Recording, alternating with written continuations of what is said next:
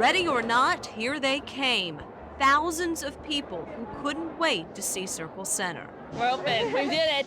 We're excited. It's great. It's great. Love it. We're excited to be here. It's great for Indianapolis. Love the revitalized downtown. We think it's fabulous. It reminds me of the Mall of America. It's long overdue. I'm telling you, fantastic. And it's wonderful. Fantastic, It's wonderful. fantastic. Because I you love go it. to I all love these it. other cities. The Mall of America, it reminds me of this, but this is fantastic because this is at home, right here in Indianapolis.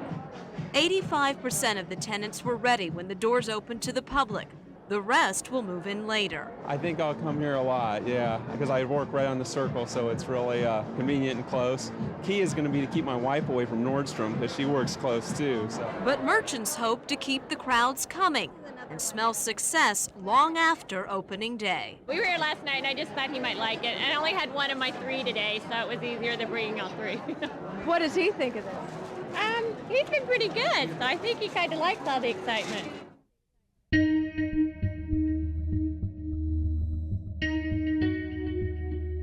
Since the 1960s, much of downtown Indianapolis was struggling from the effects of suburbanization, with storefront after storefront closing as fewer people lived or visited the downtown district.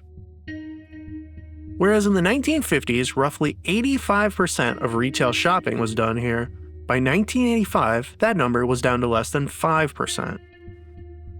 City leaders would work with mall developers Simon & Simon Group, who had gotten their start in the state and have gone on to become one of the largest owners of malls in America.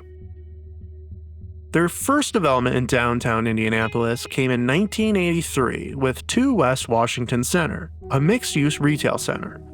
And in 1989, work would begin on Phase 2, a $320 million mall located just blocks from the Union Station in Indiana State House. On March 2nd that year, demolition of 18 historic buildings would commence, while some existing department stores such as LS Ayres would be left with plans to connect into the main building. Construction would begin in 1991, with then-Mayor William Hudnut waving a racing flag for the cement trucks to begin pouring for the parking structure. The entire project was estimated to be completed in 2 years' time, but funding issues would see the opening delayed until 1995, when the 4-story, 960,000 square foot, 2.5 city block Circle Center Mall would open to great fanfare. But the problems that plagued the former stores would pop up yet again, and less than 2 decades after opening, the mall was struggling to retain tenants and shoppers. A new plan finally being approved that would see much of the mall closed in 2025 as work on the newest revitalization begins, thus ending the short but bright lifespan of Circle Center Mall.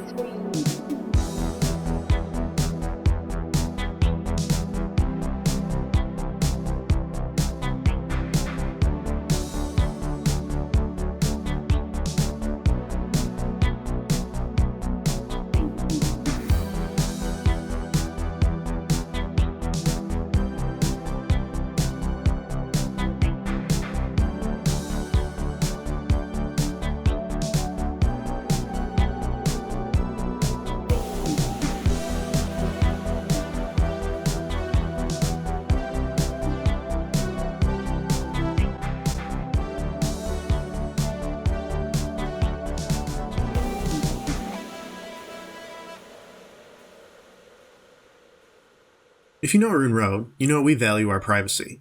In our personal life, it's not always easy to maintain. Whether we know it or not, sites will mine our data like full name, email, health records, and more, which they will sell to scammers, spammers, and anyone else who wants to snoop.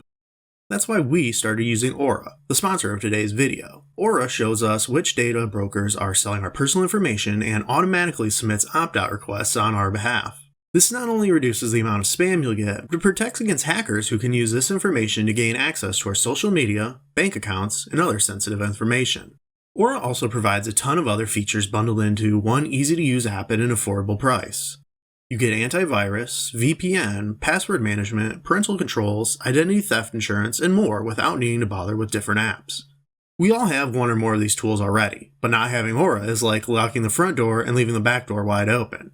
And if you're a regular viewer, you'll know how often that happens. Like 24-hour security, motion sensors, and guard dogs, Aura is always on, doing the hard work of keeping my info safe so I can focus on other tasks with peace of mind. Relaxing. Ruin Road values our privacy, and we also value yours.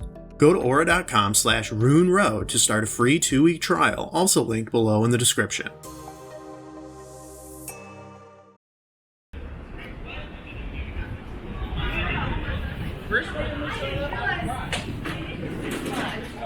On September 8th, 1995, a 2,000-pound confetti explosion would mark the grand opening of the mall, bringing in 300,000 shoppers the first weekend, which would then end with a performance by singer Joel Grey, composer Marvin Hamlish, Sandy Patty, and Ben Vereen, followed by a fireworks performance over the mall. The night before saw a grand gala for 5,000 guests to first peruse the mall, which was decorated to imitate famous locations across the world. But this success was not an easy one. The country had hit a recession just as work began, which saw Saks and Ellis Ayres drop out as 2 of the 4 planned anchors, and Simon Properties ran into funding issues. The city had secured $287 million for both Phase 1 and Phase 2 of the revitalization, with Mayor Hudnut convincing a further 14 local investors to donate $65 million. And finally, $72.5 million was borrowed from several European banks to complete funding. One of the investors was the Lilly Endowment, who would provide $12 million to add a new feature onto the mall, that of the Arts Garden, a glass-domed cultural center uniquely built atop a city intersection and would connect the mall to a group of hotels, though it would eventually be completely separated. By its 1-year anniversary, the mall was credited with rejuvenating the downtown area, drawing in 12 million visitors over the year. And reports showed that 76% of residents in the surrounding 9 counties had visited Indy's downtown over that year, compared to just 40% before the mall opened. The mall would hold a number of special events over its first year, such as the Yukon Jack Arm Wrestling Championships, pre-Indy 500 race cheerleader performances, and the 10th annual Heartland Film Festival being held at the United Artists Theater here, which featured a cast and crew union for the Indiana lensed film Hoosiers. While preservationists still bemoan the loss of many historic buildings, calling the mall an incomplete integration, the public did not seem to care, and Circle Center was being touted as downtown's crown jewel into the new millennium. By 2002, Indiana would be hit by severe storms and several tornadoes that caused severe damage. A section of the mall's glass roof would be shattered by a roof drain, flooding the food court. Michael Jackson would do some shopping at the mall in 2004, when he was required to come to the city for a copyright dispute. In their early years, it was rumored that the Jackson 5 went under the name Ripples and Waves, which in reality was another child group out of the Jacksons' hometown of Gary, Indiana. And the lawsuit alleged the Jacksons not only took the band name, but stole 2 of their songs. Though in the end, it would be found that Steeltown Records had been the one trying to confuse listeners with the 2 bands, which worked so well that the Jackson 5 biography was named Ripples and Waves, Michael would be hospitalized between his mall visit and his disposition on the matter, reportedly due to the fact he would stop eating anytime a lawsuit against him would come out. The mall, meanwhile, would continue to thrive, with rental prices peaking in 2007 and sitting at 93% occupancy. While the 2008 recession would hurt many other shopping centers, Circle Center was able to maintain high tenancy rates for the following years, living on the symbiotic relationship with the nearby convention center and hotels. The first major negative news piece at the mall would come in 2009, when Philip Kaler, a 16-year-old Texas teenager in town for the Future Farmers of America convention, would fall from the 3rd-story escalators when he decided to sit on the handrails. He would be placed in a coma from his injuries and pass away 4 years later. In 2010, 9 people would be wounded outside the mall during a shooting, followed by 2 more shootings over the next 2 hours as the city was celebrating its International Black Expo. All 3 of the shootings would eventually be attributed to a gang member perpetrating these acts, and he was arrested. In 2011, Nordstrom would be the first anchor to leave and not be filled. Though 1 year later, when the city hosted the Super Bowl, the former anchor would be reopened to house restaurants and souvenir shops, before it was eventually filled full-time as the offices for the Indianapolis Star newspaper in 2014. In the months after our filming here, the Tilt Arcade and movie theater would close on the 4th floor. The majority of the rest of this level had been converted into the Brown Mackie College in 2011, which would close in 2016 amidst a number of fraud lawsuits. Up until 2004, the area had been the World Mardi Gras concert venue, which saw such acts as Johnny Cash, LL Cool J, James Brown, Loverboy, and the Gin Blossoms.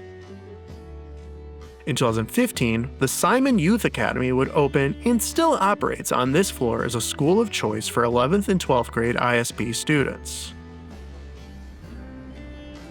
Since that 2010 shooting, the mall had begun earning a reputation as a violent place, and in 2012, a female worker from the mall was abducted from the parking garage. It's been 2 weeks since 2 men abducted this couple's daughter at knife point from the parking garage at Circle Center Mall in Indianapolis. Now Gary and Susan are asking if there's a way to prevent it from happening to someone else. On June 30th, their daughter was leaving work inside the mall when she said Seth Strauss of Mexico, Indiana, and Robert Purchase of Canada forced her into a car at knife point. The nightmare ended 3 days later after a freak car crash in Florida. Police arrested both men who admitted to the crime. The family's attorney will focus on Simon Property, the owner of the mall, to see if security that night was lacking and if changes need to be made to ensure the public is safe. In 2016, a shooting would occur in that same parking garage.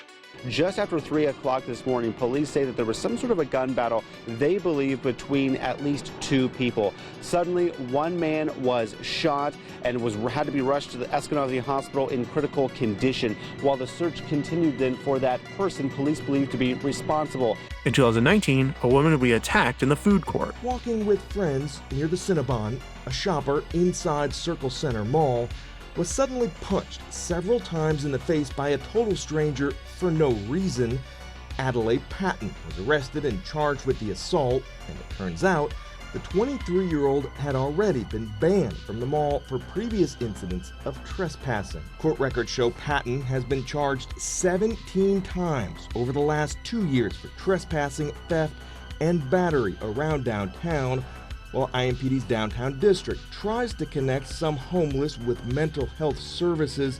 Police say the court system needs to do a better job of holding people like Patton accountable. Our hope is to actually have that cycle broken somehow, but it's beyond our capabilities, have to come from the courts. In 2021, gunfire would break out in the concourse. You know, it was just this past weekend when Circle Center was packed with crowds that were in town for a national cheerleading competition.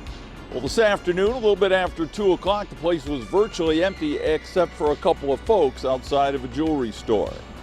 IMPD officers responded to twin jewelers inside of Circle Center just a little after 2 p.m. At first, it was thought there was a robbery, but IMPD says it was more like a disturbance, maybe a theft, involving 2 people with motives unknown. At least 1 shot was fired, 1 shell casing recovered. Back in 2016, Simon Properties had announced they were considering turning part of the mall into housing. But in the end, they would spend $20 million just to update the current structure, modernizing the elevators, bathrooms, lighting, entryways, and renovating the food court. How often do you shop here? Maybe once a month, maybe. What would make you come here more? Safer environment. So you think safety is an issue? I do. One thing shoppers are very concerned about is security. And if mall management is watching, they may want to address that issue. In 2018, Carson Scott would close their anchor after the end of a 4-year reduced rent agreement was up. While the mall was seeing more and more national retailers leave to be replaced with restaurants or office space. That transition would be expedited in the wake of the 2020 pandemic, which saw a number of tenants such as Victoria's Secret, H&M, Eddie Bauer, and GameStop leave. Simon Properties had taken a number of tenants to court for failure or refusal to pay rent during the quarantine. And finally, in December 2021, they would completely sell their stake in the mall. Finally, in 2024, Hendricks Properties would buy Circle Center and announce plans to demolish all or part of the now dying mall. Which, for the remaining tenants, this news would prove to be the final nail in the coffin. Tonight there is frustration inside Circle Center Mall as more businesses pack up and leave. Those who do remain say they are barely hanging on. This comes just months after new owners took over that downtown property, announcing plans for redevelopment. Inside Circle Center Mall, shuttered storefronts and empty hallways. Since last December, Apollo Bean has counted 19 stores closing. His shop, now one of the very few left open. This week, I've done one transaction a day, and this is what Hendricks want. They want us to fail.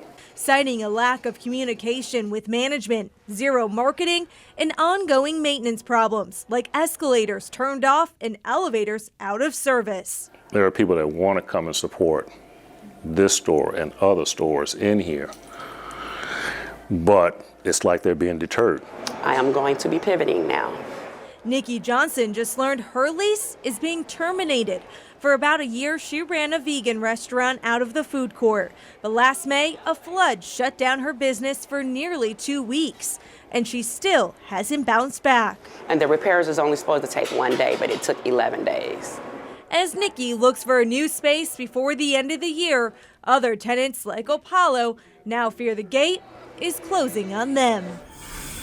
In early 2025, the now completely empty majority of Circle Center would be closed when work began to convert the property into yet another open-air mixed-use retail town center design.